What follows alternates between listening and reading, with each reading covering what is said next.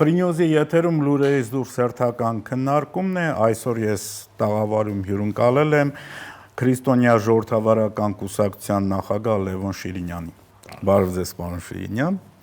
ուրախ եմ ձեզ ողջունել այս տաղավարում։ Պարոն Շիրինյան, դուք փորձառու մարդ եք եւ շատ բան եք տեսել, սկսած խորհրդային տարիներից, մինչև նորանկախ Հայաստան եւ մինչև մեր օրեր։ Դուք երբևիցե տեսել էիք Շարմ էլ-Շեյխի նման մի իրավիճակ, երբ եւ ինչպես են ընդունում մեր երկրի ղեկավարին։ Չի եղել նման բան, եղել է առաջին հանրապետության շրջանում։ Առաջին հանրապետությունը հիմա մենք կարող ենք ասել ինչու կայացավ, ինչու չկայացավ 1920 թվականին համաշխարհային քաղաքականության կարևորագույն բաներից մեկն էր, թեմաներից, հայկական հարցը, որտեղ նա շատ էր հարցարդվել, եւ պատական չի, որ եւ Սևրը եղավ, եւ Կարսը եղավ, եւ Բաթումը եղավ, եւ Վիլսոնի իրավարար վեճիրը եղավ, ասեմ այսպես որ շատ տարածքը բան հիմա խոսում են, իրավարար վեճիրը ընդմիշտ վեճիր է, եւ դա ամերիկյան վեճիր է, մերը չեմ, բայց որ ուզում եմ ասել, կազդուրվեք, պետությունը բերեք, կարգի բերենք, որպեսզի այն օրը, երբ որ պատմական պայմաններ առաջանան, եւ դա լինում է միշտ, Վիլսոնյան իրավարար վեճիրը գործադրելու առանց պետականության չի լինելու։ Որում ամուր պետականություն։ Անշուշտ, ուզում եմ ասել, եկեք այս թեման փակենք, հիմա եղած վիճակը սա է։ Այսինքն այստեղ իրական եւ տեսլականը, իրական եւ միջազգային իրավունքով երաշխավորված է, եկեք զուգորդենք դիալեկտիկորեն, բայց ձեր ասած, կարևորը ուժեղ եւ կազմակերպված պետականություն առաջացնենք, բայց քաղաքագիր պետականություն եւ այլն, որովհետեւ Շարմ էլ-Շեյխերում միշտ լինենք։ Եվ այս իմաստով, իհարկե, այս աննախադեպ բան է։ Մեկ ես գրել էի Facebook-ում, գրել են իսկ Ալիևը կար, թե չկար։ Ալիևը կար, բայց Ալիևը կար մինչև համաշխարհային քաղաքականության մեջ այս ուրեմն իրադարձությունները։ Հետևաբար Ալիևի լինել չլինելը մերի հետ առնչություն չունի, ասեմ, որովհետև դուք գիտեք, որ Բաքվում Թրամփի շենքերը կան։ Այսինքն 8 Թրամփ Թաուերը եւ բանը Վաշինգտոնում կա ադրբեջանական տուն։ Մենք ունենք Սփյուռք 2008 թվականից ճանաչում են։ Այո, մենք ունենք Սփյուռք ամերիկյան, բավական նազդեցիկ, հարցս հետեւյալն է։ Հենց նաեւ Հայդատի գրասենյակի, որոնք կատաղի կռիվ են տալիս Հայաստանի պետության դեմ հանուն Ռուսաստանի շահերի սպասարկման։ Հայաստանի տուն կա, չկա։ Այսինքն այս երկուսը համատեղ չեն, բայց ինչի արդյունք է սա։ Սա արդյունք է Հայաստանի Հանրապետության ղեկավարության եւ մտավոր միջավայրի, այն որ կա ինչ որ որոնք մենակ կառավարությունը չի, բազմաֆունկցիոնալ, այսպես ասենք, բալանսավորված բազմավեկտոր քաղաքականության տեղափոխման արդյունք է եւ մեկընդմիշտ մերժումն է ռուսական օրիենտացիայի։ Ասենք, եթե լիներ մի օրիենտացիոն, մեկը էլի չէր լինելու։ Ընդ որում, ներողություն, ես մի բան հիշեցնեմ, դուք հենց սկզբում հիշատակեցիք 1920 թվականը, Սևրի ժամանակ արդեն իսկ հայկական զորքեր արևմտյան Հայաստանում էին, Ղարսից անդին, ընդ որում մարտունակությամբ եւ քանակով ավել, քան թուրքականը, բայց հայկական սպայական էլիտան ուղն ու ծուծով ռուսական էր, լինելով հայ, իրանք ռուսական մտածողությամբ, ինչպես նաեւ Շուշին կրկնել է ողբերգությունը, Կարսի ողբերգությունը։ Բերդի հանձնման պատմությունը։ Իհարկե, եւ այստեղ Ռուսաստանը շտամբով է գործում։ Ոչ մի բան չկա, եթե նայում եք, մոդելը դրել է լինում է թուրքը հարձակվում է հայ ուրեմն ռսատականքը բանակի թիկունքում գործ է անում կամ նրա մեջ հուսալքում է քայքայում ռուսը գալիս է միջնորդ է կանգնում սա սխեմա է Հայաստանի համար Կոպիտե իհարկե վերցրեք Շուշին վերցրեք ուրեմն Կարսը նա 1900 ուրեմն 20 թվականի հոկտեմբերի 30-ն է Որն էլ համանգնում են գրեթե։ Ես էլ այստեղ Ընդ որում ժողովուրդը մեր շատ սրամիտ է, մանավանդ Շիրակի կողմի ժողովուրդը եւ Ալեքսանդրապոլը, եթե չեմ սխալվում, հանձնելուց հետո գլխավոր հրամանատարի ազգանունը դե հիշում եք շատ լավ Նազարբեկովը գյումրեցիները փոխեցին, ասեցին Նազադ Բեգոմ Հա, այդ իրենք որովհետև նաև չդիմադրեցին ռուսներին Վարդանիկի նման։ Եթե այդ ասում են, այո, Նազարբեկյանին սպարապետ, որը ասեմ առաջին համաշխարհային պատերազմի ռուսական ճակատի լավագույն ուրեմն հրամանատարներից մեկն է, որը Դիլմանի ուրեմն ճակատամարտում գլխովի վեհ փաշայի զորքերին ջարդել էր Ում էր ծառայում Չէ, ինքը ուղղակի դեր զորքը կազմալուծեցին, քայքայեցին հայտնի բաներ կան, դիմադրություն չեղավ, հետո զորքը որ չի լինում, հետո ցանկացածին ինչ ասես կարող ես ասել, բայց զորքը բաներ բարոյա լքվել էր։ Ուզում եմ ասեմ, որ հիմա ես Մաքիավելիս մի բան ասեմ, մանավանդ մեզ երիտասարդներն են լսում, որտեղ մենք այդ պիտի մտածենք միջին սերունդը, նաև այսօր ովքեր կառավարչական ապարատի վրա են, ովքեր ռևանշիստների նկատի չունեն, ովքեր ընդդիմություն են իմանան։ Մաքիավելին մի հետաքրքիր բան է ասում, ձեր ասածը հաստատելու եմ, ուրեմն ասում է, որ եթե ուզում եք իմանալ այսօր ինչ է լինում կամ վաղն ինչ է լինելու ապական, ասում է շատ չարչարվել պետք չի, նայում եք անտիկ աշխարհ, այսինքն անցյալը, այնտեղ այդ մոդելներն արդեն կան։ Հայաստանի այս ողբերգության եւ հաղթանակի մոդելը կա 1920 թվականի մեջ։ Առաջին հանրապետության, այո։ Բայց մենք ինչ ենք անում։ Մենք ըստ էության հիմա վերակրկնում ենք պատմական քաղաքական իմաստով փիլիսոփայական 1919-20 թվականի Հայաստանի Հանրապետությունը, որը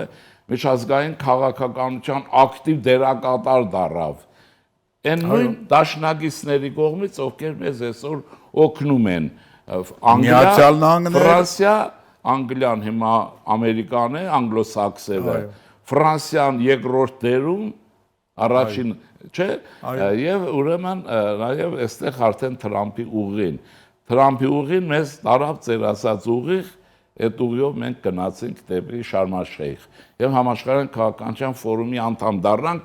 ինչպես այն ժամանակ Սևրի գործընթացի անդամ էինք, Սևրը մենակ մեր մասին չի, Ազգերի լիգան, այո, դա Վերսալյան ամբողջ գործընթացի, այսինքն կրկնում է, չէ, բացասման Հեգելի ասացի իմաստով, բացասում է տեղի ունենում նոր պայմաններում, նոր վերելքի, ավելի նոր մակարդակի վրա։ Հիմա խնդիրը այս տենդենսները ուժեղացնելն է,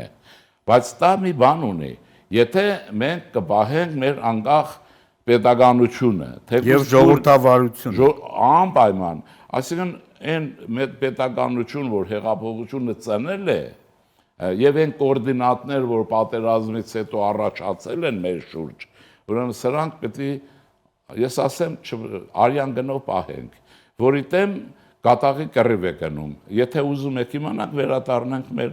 օրեր, ըստ էության ինչ է այսօր տեղի ունենում, ես առաջին անգամ եմ ասում, որտեղ դա շատ ինձ համար նկատելի է։ Հայաստանում ըստ էության deep state-ը, որը խորքի պետությունն է, խորքի պետությունը որը Հայաստանում դրսևորվել է որպես գողապետություն, լութոկրատիա իշխանությունը,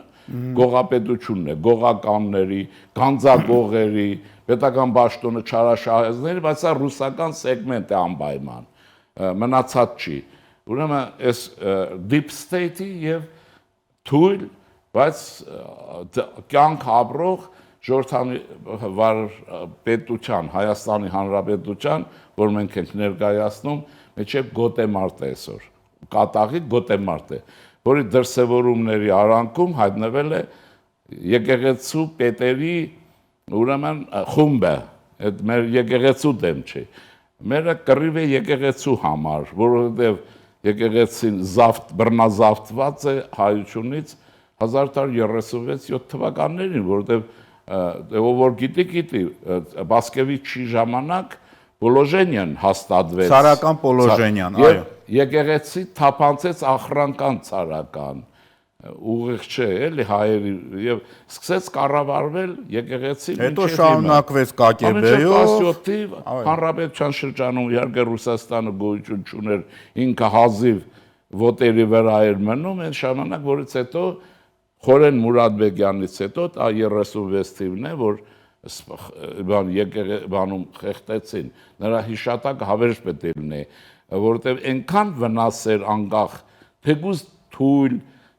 արդեն բոլշևիկների իշխանության ժամանակ շատ հնարավորություններ կորցրած հայաստանյաց առաքելական Սուրբ եկեղեցին, Խորեն Մուրադբեգյանի գլխավորությամբ, որ ինք առաջին համաշխարհային պատերազմի օրերին ռազմաճակատում էր, որպես արքեպիսկոպոս, հետո տարավ ուրեմն Գևորգ 5 կաթողիկոսից հետո, ուրեմն սա շատ էր խանգարում անկախ կաթողիկոս նրան խեղտեցին, գիտեք ռուսերենով պրովոլկա, պղնձե լարով իր սենյակում խեղտեցին հայ բոլշևիկները, որից հետո, այսինքն եկեղեցին երկար ժամանակ, մինչև 46-ի Չորեքչյանի շրջան մնաց առանց կաթողիկոս, երբ որ Ռուսաստանը նորից պետք է շահարկեր հայկական հարցը եւ եկեղեցին պետք էր Չորեքչյանին արագ Ստալինի կարգադրությամբ ընտրեցին եւ եկեղեցին նորից Պոլոժենիայի այլ տարբերակի մոդելի մեջ մտավ, մինչև հիմա այդպես է։ Դրա համար է դուք նկատել եք մի կատաղի պաշտպանություն կա ռուս փորձագետների կողմից հայ եկեղեցու ուրեմն այս քրեական գործերի եւ այլնի առնչությամբ։ Այդ նույն ռուսների, որոնք հայ եկեղեցին հերձվածող են համարում։ Այո, որոնք ապրեք, որ չեն ընդունում մոնոֆիզմը, չեն ընդունում, այո, եւ գումարած նաեւ ռևանշիստների, տեսեք, ուրեմն բանուկորս թողած եկեղեցու հարցերն են քննում։ Երևի նաև այդտեղ մի ուրիշ բան կա, եթե եկեղեցին մակռվի, վերջո երևի հույս ունենանք, որ այս Ղարաբաղյան կլանի բարագլուխներն էլ ի վերջո ճաղերի հետև հաստատ կգնան, ոչ թե 2 ամիս կգան, էլի այսպես։ Ուզում եմ ասել, մենք վերածննդի մի դժվարին շրջան ենք ապրում եւ իրականում քաղաքական գոտեմարտ է Հայաստանի Հանրապետությունում։ Մենք պետք է աշխատենք այստեղ հանկարծ ուրեմն քաղաքացիական կռիվների առիթը չլինի,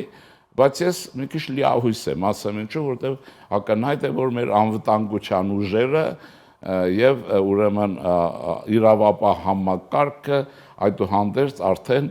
աշխատում է Հայաստանի Հանրապետության համար, ակնհայտ երևում է։ Մնացածը ժողովուրդն է տեսնում եք, այնտեղ կներեք էլի, որոշ փորձագետ ասենք իրենց ավանակի տեղ դրած ասում են, «Էս ինչ է կատարվում, եկեղեցին իշխանությունը եկեղեցու վրա է գրոհում, ժողովուրդը անդարբեր է, ժողովուրդը անդարբեր չի, ժողովրդի սրտով է տեղի ունենում, ժողովուրդը սպասում է ունենալ իր կաթողիկոսը, իր եկեղեցին, մենք էլ ենք սպասում քրիստոնյա ժողովրդավարական կուսակցությունը, որ այս 5-6 տարի գիտեք անընդհատ եկեղեցի եւ այլն, ուրեմն որպես առաջ շարժվենք, այնպես որ կարծես թե լույսը բանում երևում է։ Թունելի վերջում։ Բանը այդ ուրեմն Արցախի հարցով նայեցեք ինչ կատարվեց։ Գալատամոր Ռուսաստանը սարքեց, կազմակերպեց։ Այդ ռուս փորձագետները մեր բարեկամ նա ծպտուն չանեցին։ Հիմա եկեղեցու հարցով խառնվել են, որտեղ այդ եկեղեցին իրենց ձեռից գալիս Հայաստան։ Գերությունից վերադառնում է դարավոր գերությունից, եւ դա պիտի լինի, այնպես որ, բայց ես իշխանությունների հարցով մի հատ դժգոհություն ունեմ խիստ։ Պիտի գործել վճռական, արագ եւ վերջնական։ Ինչ է շարունակում 2 շաբաթ, 2 ամիս, մի ամիս, ինչ է։ Մուկուկատու եք խաղում, հարցը փակեք, վերջացրեք ու վերջ։ Սա արդեն նոր իշխանության, որը այնքան էլ արդեն նոր չի։ Ձեր ասածը նաև մոտ է ուկրաինական մոդելի։ Նույնն է, այնտեղ կռիվ են տալիս, չէ՞, բայց ուկրաինականում ռուսները մեծ խնդիր ունեն, դա մերից քաղաքագրթական այնտեղ հարց, ինչու, որովհետև ըստ այն հիպոթեզի, որ ռուսական պետությունն առաջացել է, որտեղ առաջացել է, ուրեմն Կիևում, որտեղ է Աննա իշխանուհին, քրիստոնեություն է բերել, Սվյատոսլավին մտցրել ջուրը, լողացրել, քրիստոնյա դարձել եւ ռուսները, ինչպես սլավոնները, ինչպես են քրիստոնյա դարել։ Այս էլ արդեն գնում է դեպի Կիևյան Ռուսիայի այն շրջան, ըստ էության շատ վատ բան է լինում իրենց համար։ Ուկրաինայի հաղթանակը, որի դժվարին հաղթանակը, որ ես չեմ կասկածում, ռուսական պետականությանը զրկում է հոգևոր կեղծ հիմքից։ Ինչպես կարող է Կիևյան Ռուսիայի կենտրոնը չլինել Կիևը եւ լինել Մոսկովիան, չէ՞, այս բաները, դե այսինքն ռուսական պետության ամբողջ կեղծիքը սուտ քրիստոնեական որ այն ժամանակ գոյություն էլ չուներ։ Մոսկովյան գոյություն չուներ։ 988 թվին Սվյատոսլավի հետ Աննա իշխանուհին դարձրեց ուղղափառ, իրենց ուղղափառ դարձրին, բայց տես որ չլինո վերջանում է, իրենք այդ հիմքը չունեն, այն Կիևում եղել եք, չէ, այն հրաշալից Սուրբ Սոֆիայի տաճար եւ այլն, այս բոլորը Կիևյան Ռուսիային է, բանին Ուկրաինային ինչի է Կիևյան Ռուսիային, անհասկանալի բան է, բայց պատմությունը իրենն անում է։ Եվ ես կուզեի մի փոքր անդրադարձ անեինք այն ամենին, ինչ որ տեղի անում Վրաստանում։ Եվ դա պիտի մեզ նաև դաս լինի, որտեղ դուք ճիշտ նշեցիք, թույլ,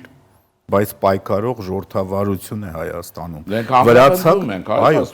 Վրացական ժողովրդավարությունը տապալվեց, մեծ հաջողությամբ տապալվեց Իվանիշվիլիի եւ ռուսական փողերի շնորհիվ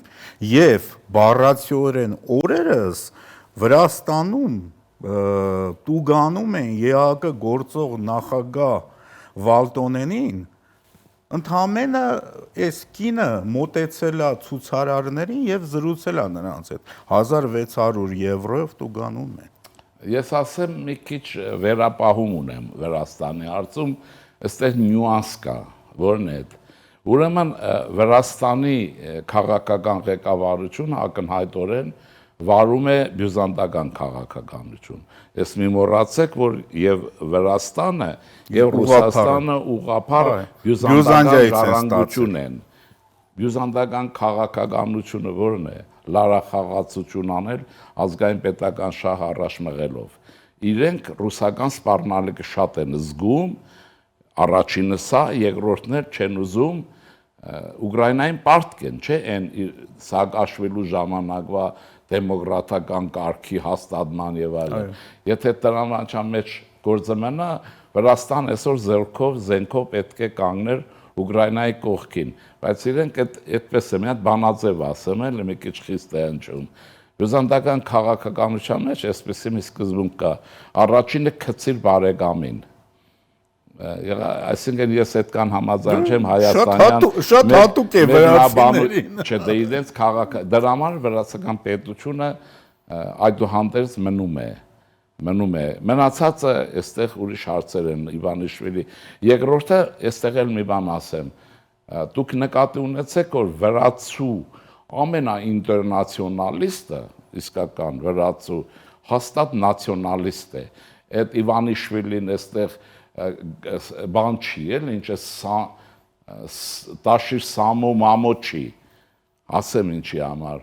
ինչ էլ լինի, նրանք ազգային պետականության իդեալ իրենց մեջ կրում են, օրինակ են բերելու, որովհետեւ իմ ասածը չլինի։ Մենք ունեցել ենք, բայց գրական ժառանգության համար փայլուն մի միջազգայնագետ իրավաբան ունենք Յուրի Բարսեղովը, եւ ես խորհուրդ եմ տալիս հայ ցեղասպանագիտությամբ զբաղվողներին, ովքեր որ նրա աշխատանքները, փայլուն աշխատանքներն ու գրքերը լավ ուսումնասիրել։ Այնտեղ ինքը մի օրինակ է բերում, հայ բոլշևիկներ 1920 թիվ եւ ռուս վրացի բոլշևիկներ Նա ինչ ասում, Ստալին, Օրջոնոգիցը, ինչ որ վրացիներն էին, եւ Միկոյան եւ այլն, էլի։ Ասում է Շաումյան, այս դե ինքը այդ աշխատանքների ծանոթակրություններ ունի երկրորդ հատորում շատ ընտիր գործ է, ես իսկապես խորհուրդ եմ տալիս եզակի իմացականության, եզակի հայի տեսակ է, որը ռուսագիր, ռուսա բան լինելով Թիֆլիսի է, զտարյուն հայկական մտածողություն ունի, մեր մոտ շատ քիչ է պատահում, որ ռուսագիրը մտածողությամբ հայկական լինի, շատ եզակի է, Երևանում էլ, եւ այսպես ինչ ասում է, որ այդ փորձերի վրա ասում է, որ երբ որ խոսում ես վրացի բոլշևիկի մասին, ասում է վստահ պիտի իմանաս, որ վրացի բոլշևիկը սկզբից վրացի է, հետո կամ բոլշևիկ է, կամ չէ, կամ բոլշևիկ է, կամ չէ, բայց ասում է հաստատ վրացի է, հայ բոլշևիկ է, ասում է սկզբից բոլշևիկ է, բայց ասում է դժվար թե հայ է, բայց հենց Միկոյանին է վերաբերում, եթե ընտանիք էլ կա, գիտեք չէ, նա տղա են Ստաս եւ այլն։ Մեկը Հայաստանի օգտին մի բառ չի ասել դեռևս, ես ուշադիր եմ հետևում։ Օրինակն էլ ասեմ երկրորդով, որպես հաստատվի Բարսեղով ես Բարսեղոն ասում եմ տեսակետս մարդկանց པարզ լինի։ Ուրեմն դուք հիշեք այդ ռուսական վրացական պատերազմի օրերին ինչ կատարվեց։ Գիգաբիձեն ես իշքան գիտեմ ռուսական կրթության ռուսական կրթություն ունի եւ արժե եւ ամբողջ կյանքը ռուսական մշակույթի մեջ է եղել, շատ սիրված է, մենք եղել ենք, չէ, Ռուսաստանում Գիգաբիձը եւ այլն եւ իր հավանաբար միլիարդներն էլ այնտեղ է աշխատել, եթե միլիարդատերը, որտեղ նա վստահաբար այդ գումարների հնարավորությունը կունենար եւ ինչ եղավ, երբ ռուսական վրացական բախում եղավ, ուրեմն Գիգաբիձեն հենց այդ նա շպրտեց ռուսական բոլոր մետալները, թքեց ամեն ինչի վրա հայտարարեց եւ ասաց ես Ռուսաստանի դորը առնչություն չունեմ եւ Ռուսաստան ես գիտեմ որ էլ չի գնացել այդ իր մշակութային երկիր։ Մի խոսքով ուրեմն շատ ակնառու է Գիգաբիձեն, հիմա օրինակի համար ցույց տվեք, չեմ ասում Գիգաբիձեի մասշտաբի մեկը, արմատներով հայ ինչ որ մեկի։ Հայ, դե ինքը վրացի է հայ, արմատ։ Հա, մի հատ ցույց տվեք, որ ռուսերեն լեզվի հանդեպ մի բան ասած, չեմ ասում, իմ ասածը բան չի, օրինակի համար ասեք, նա շպրտեց ամեն ինչը, ռուսական ամեն ինչ։ Երկրորդ օրինակն է։ Ուրեմն այս վրացական բանն է։ Դրա համար ես մի քիչ այդ որ ասում են ինչ է անում, ինչու չէ, որովհետև ակնհայտ է նաև բան։ Եթե մնում էին հակառակ տեսակետի վրա, պետք է հաստատ Ուկրաինային օժանդակեին, բայց նրանք Ուկրաինայից ստացան չօժանդակելով Ուկրաինային։ Այս փակենք որտեղ վրացիները մեզ համար շատ կարևոր են, շատ չխարվենք։ Հիմա օրինակը բերեմ նաև ուկրաինացիներից։ Բանը մենք հին էթնոս ենք, չէ՞, ասում եմ մեր հազարավոր ուկրաինացիները մեր համար, ասենք մեր էթնոս էթնիկական եւ այլն առնվազն պատանի են։ Եվ մշակութային ժառանգության ծառայության իմաստով նվաճումն ինչ որ է եւ դա ինձ համար անձամբ միշտ էլ հպարտություն է այն քաղաքագրթական արժեքը ինչ որ ունի Հայաստանը աշխարհում դրան մեզից առաջ են հույներն ու հռոմեացիներ ուրիշ չկա բարձիկներ եւ այլն եթե առաջ են որտեղ այնտեղ շլիմանի խոսներ կա գիտեք եւ հիմա նայեք ինչ կատարվեց ուկրաինացիների այդ երիտասարդ էթնոսի Երբ Պուտինի հորդաները ներխուժեցին կրեշ Ուկրաինա, ես հիշում եմ, կարող եք էկրաններին նայել, բոլորդ կտեսնեք Պորոշենկոին, այն հայտնի Պորոշենկո, որը քաղցրեղեն Հայաստանը լայնորեն սպառում է, մարդիկ իմանալով։ Ռեկլամ չանենք, բայց բոլորը ճանաչում են, այո։ Հա, ես բանի ճանաչողության համար եմ ասում։ Ինչ ասեց, կանգնեց կրեշշատիկում Ես իմիջայլոց շատ եմ սիրել կրեշշատիկը, դա շատ ունիկալ մի բան է, Ուկրաինան էլի իր սիրտ այնտեղ է, եւ ինչ ասեց, ես Զելենսկու թշնամին եմ, անձնական թշնամին եմ։ Բայց հիմա պատրաստ Բայց եմ նաև դա չի, նաև ես ռուս մշակույթի ռուսական մարդ եմ, կրթությունս ռուսականն է, ես խոսում եմ ռուսերենով եւ մի խոսքով ռուս եմ այդ իմաստով եւ ասած այս պահից հրաժարվում եմ ամեն մի ռուսականից այն ուրիշ բառեր եւ ասես ասեց պատրաստ եմ պատրաստ կատարել եմ եւ ասեց Զելենսկու հետ իմ հարցերը հետո կլուծեմ դատարաններում Ուկրաինայի հաղթանակից հետո օրինակ մի հատ ցույց տվեք հայի այդ տեսակի դրա համար Բարսեղովին կրկնենք հիմա ռևանշիստներ իմ համար բոլշևիկներ են ինչ ասում այո ասում է վրացի այդ բոլշևիկները հայտնի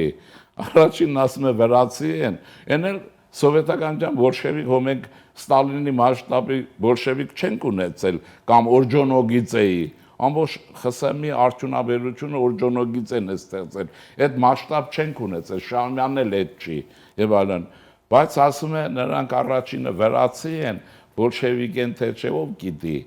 իսկ հայերի համար դե ասում է սրա հայ բոլշևիկը բոլշևիկ է էլի թե ասում է հայ է թե չէ այդ էլ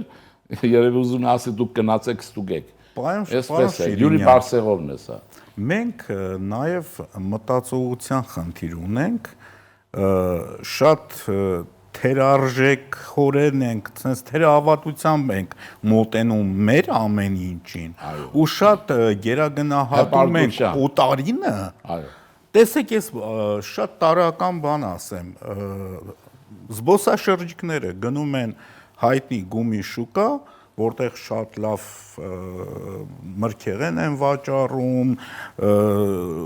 շուջուխ եւ այլն, եւ բոլոր վաճառողները ես այս ասելով դիմում եմ նաեւ մեր սիրելի հայրենակիցներին, ովքեր այնտեղ առևտուր են անում, իրականացնում են առևտուր,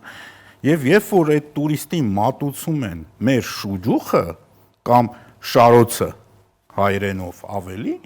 ասում են չուչխելի Ինչու? Որը գիտեք ինչն է, այստեղ մշակութային է ինքը։ Հայության մեջ ես էլի ցիտելու եմ, չեմ ուզում իմ անունով ասեմ, որ մարդիկ Միքայել Վարանդյան ունենք։ Դա ուրեմն Դաշնակցության երևելինից, այն Դաշնակցության Քրիստապորյան սրանց այդ կապ չունի։ Հատորներ ունի հայկական հարցին գրած, ուրեմն ինտերնացիոնալում Դաշնակցության ներկայացուցիչներ եւ ռուսական կողմնորոշում չուներ, այսօր սա անունները չեն տալիս, որտեվ Բախման, Կարոս Սասունինն եմ ասում, Կարոսա չեն, այն մեկը կա Վաշինգտոնից, այդ մի հատ ձեր դասականներին հիշեք, ընկել եք ինչ-որ ռուսական ջրեր, որպես ներկայանում եք Դաշնակցություն, հիմա այս փակագծում, հիմա, ինչ է ասում է 19-րդ դարն է, դե Թուրքիա, թուրքական ճնշումներ, ջարդեր, ռուսական ճնշումներ, ռուսական խարդավանք եւ այլն, այնտեղ ինչ ասում է մեր անհաջողությունը բազմաթիվ պատճառներ ունի։ Նախ թշնամիներն են շատ ուժեղ, այդ մեկը պետք է ընդունենք, Օսմանյան պետություն, ռուսական, այսպես եւ այլն, բայց ասում է կա մի թերություն, որ մեր ժողովրդինն է, նույնիսկ ասեմ հայկական շարժման նախապատմություն, չասեն այդ աշխատանքի առաջին հատորն է, ասում է անիծյալ ուրեմն հայկական սերվիլիզմը այդ ծառայամտությունը քանդում է մեր տունը երբ որ մի ժողովուրդ նրա ներկայացուցիչներ իրենց մշակույթով իրենց պատմությունով այդքան էլ հպարտ չեն կամ չգիտեն որ հպարտ չեն չգիտեմ այստեղ հոգեբանական խնդիրներ կա օրինակ մեր հոգեբանները սրանք պետք է բացահայտեն Այդ սերվիլիզմը գալիս է եւ դրա համար շարոցը վերածում է չուչխելի եւ շատ բաներ տեսեք ինչ է լինում մի հատ այն շորկին կա չէ շորկին է մետաքսյան ուրեմն սրա մի այնպիսի մի էյֆորիա ուրախություն կա հայ է փակագծերը բացեմ իհարկե հայ է եւ գավառից է կարծեմ ցակումով Բայց սա սովետական մեջան միջուկային զենք ստեղծողն է, առաջի դեմքն է ֆիզիկական ինժեներական իմաստով։ Մոտավորապես այդպես ասում են, ասենք առաջի դեմքը եթե չէ, առաջիններից մեկն է։ Ուրեմն նա ապրել մեռել է, կինը ռուս անշուշտ, էդ էլ պետք է ասեմ կինը ռուս, որից հետո իր երեխաները չեն իմացել, որ իրեն ցա է։ Այս ողորմելին այնքան է թաքնվել իր տանը, Ռուսության մեջ։ իր պատյանի մեջ, սա ասում են, որ իր երեխաները, եթե իմացել են, որ հայրը, հիմա ընդունում են, թե չէ հայ է, դժվարանում եմ ասել, մահից հետո նոր են իմացել կամ չեն իմացել, որ իրենց այդ մարդը իր տանը, իր երեխեքի հետ չի շփվել, ինքը հայաստանցի է, կամ Թիֆլիսից է ամենաշատը։ Այսպես ուրեմն ուզում եմ ասել սրանով հպարտանալու բան կա, ես իմ ասեմ երեխեքին չեն իմանում, ես այնքան եմ սողում, նույնն էլ Խանֆերյանցն է, այդ Խուդյակով կոչվածը, ես Խույդագով եմ ասում, կներեք, այդ մարշալը, սովետական միջան ավիացիոն, Արցախից է, չէ, եւ այլն, ուրեմն այնքան է կարիերայով տարված եղել, այնքան է իրեն կարմիր բանակի համար ինչ որ բան սովետական դառնալը, որ ինչ է արել, որպեսզի իր հայկականությունը, ես դա այդպես եմ հասկանում, էլ չիմացվի, ուրեմն Խամփերյանց ազգանունը վերցրել է իր կողքին մեռած ռուս սպայինը։ Ես հիմա հարց եմ տալիս,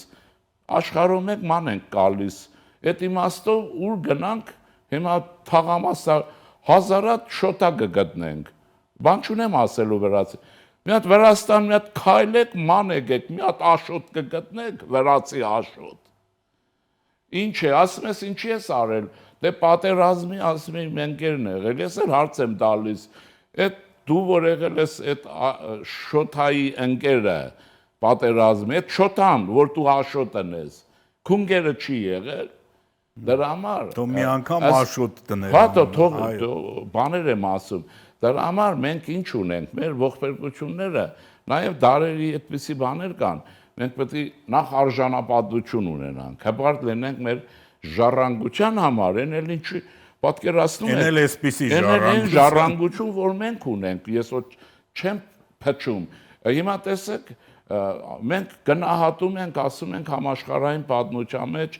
այս փիլիսոփան այս նվաճումն ունի, Սպինոզան ունի, ասում ենք, չէ, Արիստոտելն ունի, որտեղ ես մտածողության ոլորտը վերցնենք, էլի, քաղաքական ակտերը կրոնվել այսպիսի հեղափոխություն արեց, Ժաննա Դարգը Ֆրանսիան, որ հովիվեր կամ ինչեր չէ, գեղչուկ աղջիկ էր ըստ էության, էս արեց, եւ այլն, եւ հպարտությունն են, դրանք Ֆրանսիայի, Անգլիայի փառքերն են, հիմա գանք դարակազմիկ նշանակության մի ակտ, որ հայությունը դորբետարում է ինքը մինչև հիմա 301 թվականին երկու հանճարեղ հայեր հիմա կսկսեն Գրիգոր Լուսավորիչ հայ չէր, այսպես կսկսեն տխմար հիմա, ուրեմն Տրթատ մեծ եւ Գրիգոր Լուսավորիչ այն վիճակը, որ առաջացել էր հեթանոսության արդյունքով մեր ժողովրդի շուրջ եւ տարածաշրջանում եւ մշակութային հոգեբանական այդ վիճակում դրանք համաշխարհային պատմության մեջ գյուտ արեցին, քրիստոնեությունը պետական կրոն հռչակեցին, որ Հռոմը տասնյակ տարիների հետո գլխին կավ գյուտի արժեքը Բյուզանդիան եւ հռչակեց, այս արժեքի վերաբերյալ խոսակցություն կա, հələ վրացիները լինեին, դուք գիտեք ինչ էր, հիմա Թրամփը պետք է իրենց երևի ամեն տարի այդ օրը շնորհավորեր, կհասնեին դրան, բայց դա մեծ կռիվ կա, բան կա, ես չգիտեմ ինչի, այն մեկը հեթանոս է, այն մեկը կագեբեշնիկ է, այն մեկը ռուսական կողմնորոշում ունի, այն մեկը չգիտեմ բանի Պուտինի ընկերն է, չգիտեմ ինչ եւ այլն, չես հասկանում, այսինքն սրանք այնպեսի բաներ են, եւ դա մեր դպրոցից է գալիս, պատմաբաններից է գալիս, որովհետեւ Հայաստանի պատմություն չեն սովորեցրել, հա ժողովրդի պատմություն, անորոշ մի բան եւ այլն, հիմա կռիվ են տալիս դրա դեմ եւ այլն, ուզում եմ ասել, որ ինչն է հարցը, այդ արժանապատվությունը մեր ժառանգության համար պիտի հասկանալ գնահատելու, խոսքս ավարտեմ, կներեք մի բանով, որտեղ շատ կարևոր է։ Մի հատ սևակ կարդացեք, անթաց Սևակյանով երթումներ շատ կան եւ այլն, մի քիչ ով ինչ կան գիտի, չգիտի։ Հələ տեսեք Սևակ Աստվածաշունչը ինչպես է գնահատում համաշխարհային մշակույթի եւ հայ մշակույթի համար։ Նա ասում Աստվածաշունչ չիմացողը, չկարդացող այս ռևանշիստների համար եմ ասում,